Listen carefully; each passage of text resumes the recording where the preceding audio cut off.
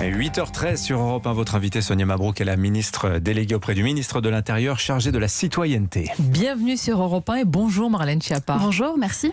Lors du débat hier des Républicains sur Europe 1 et CNews, il y avait des nuances, il y avait quelques différences entre les candidats, mais alors s'il y a bien une chose sur laquelle ils étaient tous d'accord, c'est votre bilan sécuritaire. Absence de résultats, manque de volonté, bref, selon les LR, votre bilan c'est votre boulet.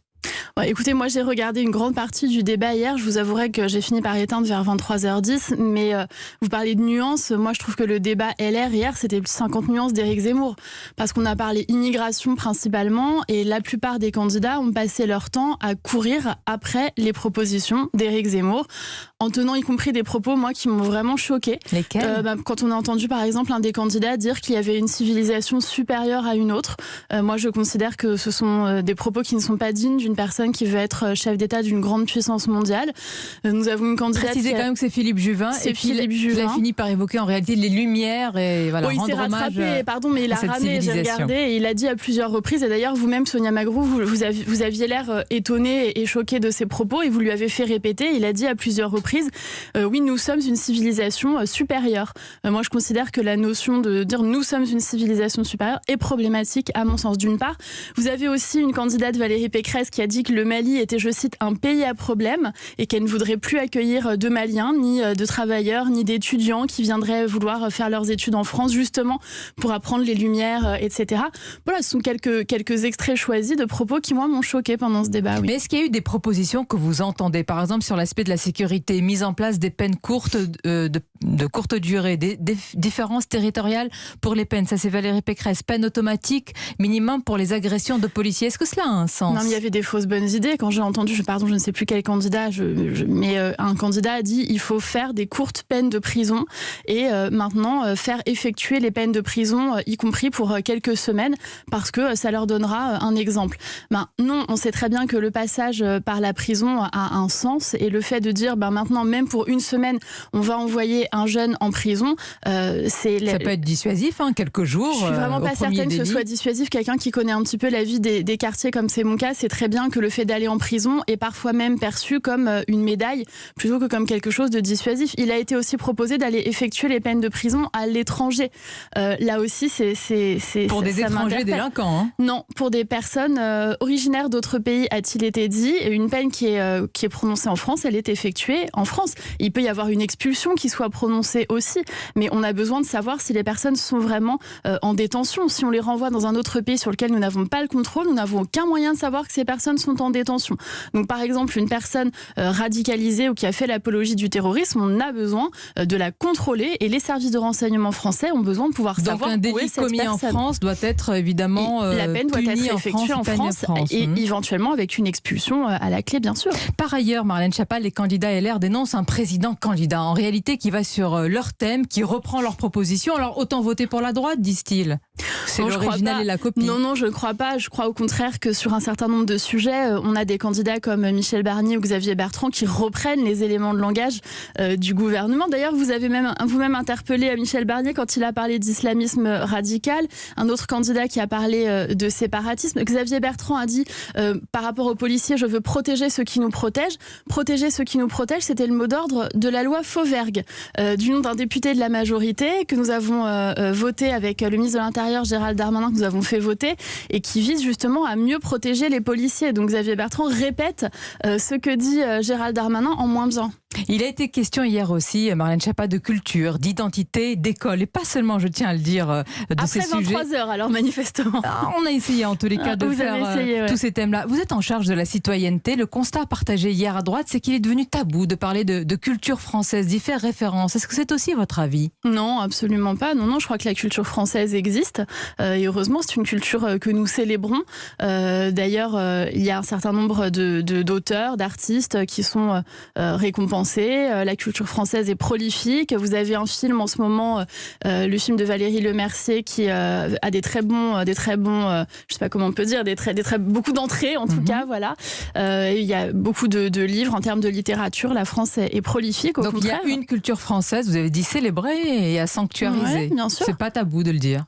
En aucun cas, pourquoi ce serait tabou ? Parce qu'il nous a semblé qu'Emmanuel Macron, il y a quelques années, avait parlé en disant qu'il n'y avait pas de culture française. Vous vous en souvenez ? Non, je ne crois pas du tout que le président de la République ait dit cela. Au contraire, il y a une culture française, et il y a d'autres cultures.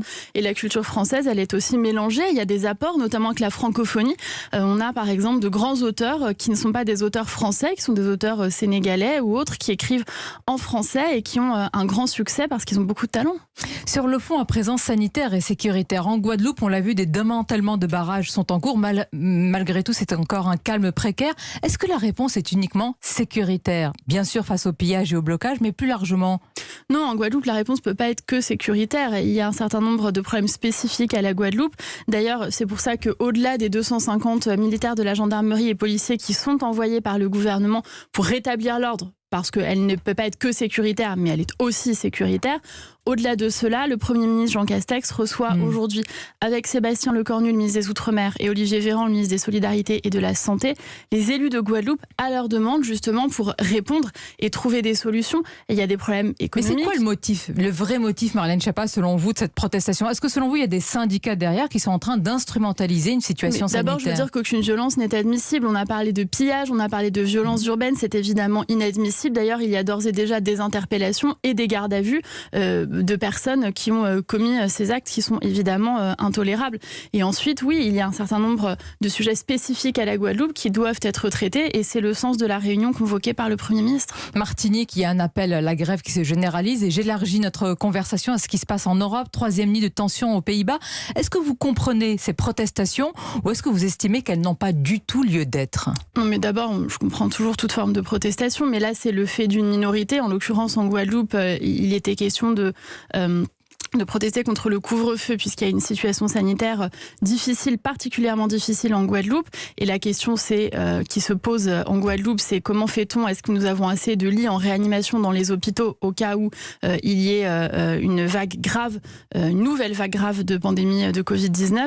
Et donc la réponse, elle est aussi sanitaire. Et donc là, tout ça pour dire que les personnes qui protestent en Guadeloupe et qui commettent ces violences disent le faire au nom d'une lutte contre le pass sanitaire. Je pense que ce n'est pas entendable. Le pass sanitaire comme le couvre-feu sont mis en place en Guadeloupe pour mieux protéger la population. Donc ce n'est pas le vrai combat, c'est-à-dire qu'ils travestissent en réalité la situation. Ça, je ne le sais pas, c'est à eux de le dire. C'est ce que vous semblez dire, oui. C'est à eux de le dire, et je pense que la réunion avec Jean Castex permettra de le déterminer. Bien, dans l'actualité, j'ai noté que la commissaire européenne à l'égalité a reçu, on a vu une image sur les réseaux sociaux, une photo des représentants du FEMISO. Je précise à nos auditeurs que c'est un forum européen de la jeunesse musulmane. J'ai sous les yeux une enquête de Marianne, exceptionnelle, qui a travaillé sur cette association et qui indique que c'est un faux-né des frères musulmans. Est-ce que c'est le cas ? Et dans ce cas, est-ce que vous condamnez ce qu'a fait cette commissaire européenne à l'égalité ? Oui, ça m'interpelle fortement, notamment pour les éléments que vous venez de partager, mais également parce qu'un petit tour sur les réseaux sociaux de cette organisation permet de voir à quel point ils tiennent des propos agressifs vis-à-vis de la France et vis-à-vis pas uniquement du gouvernement, mais vis-à-vis justement de la culture française que nous évoquions, en blâmant la France et en l'accablant de tous les maux.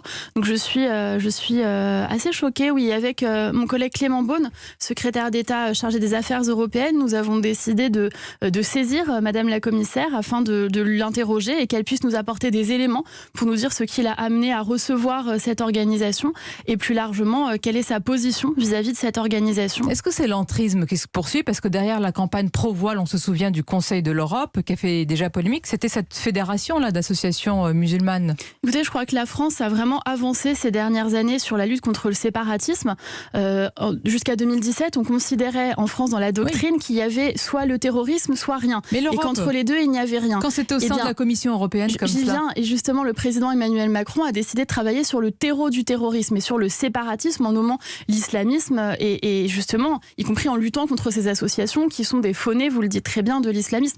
Maintenant, l'Europe doit faire ce travail. Et moi, je m'interroge de voir des organisations que nous voulons faire dissoudre en France ou qui sont dissoutes en France, qui vont taper à la porte des bureaux européens pour recevoir de l'argent et des subventions. Nous, en France, nous avons pris nos responsabilités en disant pas 1 euro d'argent public pour les ennemis de la République. Si vous avez des accointances avec l'islamisme dit radical, eh bien, on ne peut pas vous financer avec l'argent des Français. Maintenant, il faut qu'au niveau de l'Europe, il y ait ce travail qui soit fait. C'est le sens de notre démarche commune avec Clément Beaune. Bien, Marlène Schiappa, vous qui avez le tweet facile, en tout cas les réactions sur les réseaux sociaux fusent avec vous. Vous n'avez pas réagi, je l'ai noté sur ces mêmes réseaux, au propos de l'ex-secrétaire d'État Ramayat, qui venant des États-Unis, où elle habite désormais, elle a vécu comme une mini-agression de passer devant la statue de Colbert. Il y a eu un flot de réactions.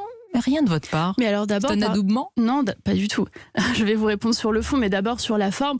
C'est cette espèce de mythe, parce que pour la première fois, on avait une ministre qui utilisait les réseaux sociaux elle-même, une espèce de mythe que Marlène Schiappa passe sa vie à faire des tweets.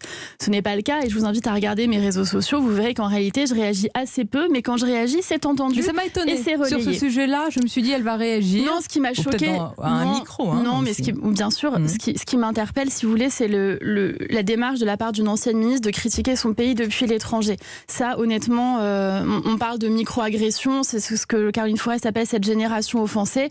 Moi, je suis offensée en tant que ministre et en tant que citoyenne française quand j'ai une ancienne ministre qui, depuis l'étranger, critique mon pays et la manière dont il est organisé. Maintenant, sur le fond, on peut avoir le débat historique, Colbert, pas Colbert, etc. Pas Colbert. Il y a un débat Colbert, pas Colbert. Non, je le dis en rigolant parce que j'ai regardé là aussi le débat hier soir et j'ai vu que vous aviez parlé justement de Colbert, mais ce que je veux dire vous avez beaucoup regardé hier soir finalement. Hein. Ah mais moi je vous regarde, Sonia Mabrouk. Non, mais vous me dites jusqu'à 23h30, il s'est passé des choses en 2 heures. Mais sur le fond, est-ce que vous considérez que cette théorie Marlène Schiappa, ou idéologie selon certains de la cancel culture, de l'effacement de la culture, du déboulonnage du statut, c'est une minorité ou alors au contraire que ça peut devenir hégémonique en France? Non, mais moi je crois qu'on ne peut pas arracher des pages de livres d'histoire de France. Je pense qu'il convient de regarder notre histoire en face. Et regarder notre histoire en face, ça veut dire être fier des grandeurs de la France, mais ça veut dire regarder aussi les parts d'ombre de notre histoire, et y compris l'impact que cela a pu avoir. Ensuite, on a parlé beaucoup de Colbert, on a aussi beaucoup parlé de Napoléon. Moi, vous savez que je suis parisienne, je suis née à Paris, mais je suis d'origine corse, mon père est corse, et je vais régulièrement à Ajaccio où nous célébrons les anniversaires de Napoléon Bonaparte. Ça ne veut pas dire que l'on adhère à toute l'idéologie portée à l'époque par Napoléon Bonaparte. Je crois qu'il faut aussi remettre les choses dans leur contexte, y compris dans leur contexte historique. Et l'histoire de France et la culture française que l'on évoquait précédemment, elle est faite aussi de tout cela. Alors vous parlez de célébration plus largement. Vous lancez un prix de la laïcité qui sera remis le 9 décembre à l'occasion de la première journée nationale de la laïcité. Pourquoi un tel prix et que récompense-t-il? Alors c'est un prix qui est marrainé par l'essayiste Rachel Kahn. Et nous sommes très fiers qu'elle ait accepté d'être la marraine de ce prix. Et ce prix, il sera doté de 50 000 €. Il y a un prix qui existait précédemment, mais nous avons multiplié par 10 le budget du prix de la laïcité. Et l'idée pour nous, c'est d'abord, de valoriser des initiatives, parce qu'on parle beaucoup des atteintes à la laïcité, et c'est normal. Il y a aussi beaucoup de gens qui se démènent partout dans les territoires, des associations, des enseignants, des médias, y compris des médias locaux, qui essayent de prendre des initiatives pour défendre la laïcité. Et nous voulons les valoriser, les relayer, les mettre en lumière, et aussi les financer. L'argent, c'est le nerf de la guerre. On parlait tout à l'heure de l'argent que réussissent à obtenir souvent les organisations islamistes. Eh bien, je crois qu'il est fondamental de réserver l'argent public à des initiatives qui défendent la laïcité. Mais vous entendez, Marlène Schiappa, ce que certains vont dire, que vous parlez encore de laïcité, que vous la mettez en avant, que c'est une forme, selon certains, je dis bien, de racisme contre les musulmans que vous êtes en train de propager. Alors moi, je m'inscris en faux face à ces attaques. Moi, je défends la laïcité. La laïcité, c'est un principe juridique, philosophique et politique qui est fondé sur la séparation des églises et de l'État, mais aussi sur la liberté de conscience et la liberté de culte. La laïcité n'est jamais une arme contre les religions. C'est une arme pour donner un cadre et permettre à chacun d'exercer sa liberté de conscience et son droit de croire ou de ne pas croire. On va conclure sur la campagne. Président, candidat, disent les opposants. Est-ce que le vote féminin existe pour vous? Je crois pas du tout. Non, je crois pas. Et d'ailleurs, il y a un certain nombre d'études qui ont montré qu'il n'y a pas de vote des femmes, comme il n'y a pas de vote musulman, comme il n'y a pas de vote juif. Chacun et chaque citoyen vote en son âme et conscience. Et les femmes votent pour des candidats ou des candidates très différents. Pourtant, je vous ai entendu inciter les femmes à regarder les projets de la droite extrême. Donc, vous incitez à une forme de vote féminin, vous-même? Pas du tout. J'ai demandé à ce qu'on regarde les projets pour les droits des femmes, pour ou contre les droits des femmes. Il y a des hommes qui sont au nom de l'universalisme et du féminisme. Et il y a d'ailleurs beaucoup d'hommes qui sont engagés pour pour défendre mieux les droits des femmes. Et vous avez des femmes qui ne défendent pas les droits des femmes. Prenez par exemple les votes de Marine Le Pen et du Rassemblement national. Dans quelques instances dans lesquelles elle siège, elle n'a jamais... Elle s'en défend. Oui, mais sauf que les faits sont là. Elle peut s'en défendre. Les rares fois où elle vient à l'Assemblée nationale, ça n'est pas pour défendre les droits des femmes. Emmanuel Ménard, qui est député apparenté Rassemblement national, année après année, propose purement et simplement de supprimer le budget des droits des femmes, ni plus ni moins. Voilà, elle mérite de la constance, mais en tout cas, c'est une attaque vis-à-vis des droits des femmes. Au Parlement européen d'ailleurs, Marine Le Pen, à chaque fois, vote contre les droits des femmes. La campagne est largement démarrée, on l'entend dès ce matin avec vous. Merci Marlène Schiappa. Merci à vous. D'avoir été notre invitée ce matin. Merci, bonne journée.